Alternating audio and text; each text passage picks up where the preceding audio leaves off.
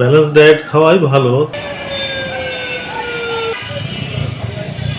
রমজান মাসে যারা রোজা রাখবে তাদের আসলে সেহরিতে সব মানে ব্যালেন্স ডায়েট খাওয়াই ভালো। কার্বোহাইড্রেট, প্রোটিন, ফ্যাট, তার মধ্যে ফ্যাটটা একটু বেশি খাইলে সারাদিন এটা ফ্যাটটা আস্তে আস্তে রিলিজ হয়, যার জন্য সারাদিন এনার্জি পায়। আর ইফতারিতে ভাজা পোড়াটা অ্যাভয়েড করাই ভালো। পানি বা ঠান্ডা জাতীয় খাবার দিয়ে ইফতার করা বেশি ভালো।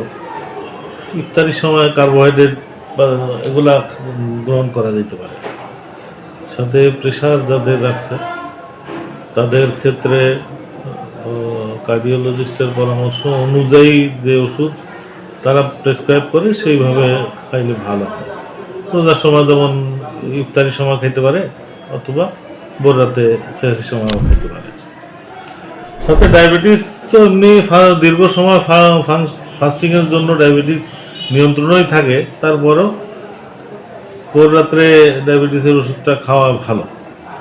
ইফতারির সময় না খাওয়াই বেটার, তারপরেও ডায়াবেটিসের ডাক্তারের পরামর্শ অনুযায়ী সেবন করাই মানে সবচেয়ে বুদ্ধিমানের কাজ।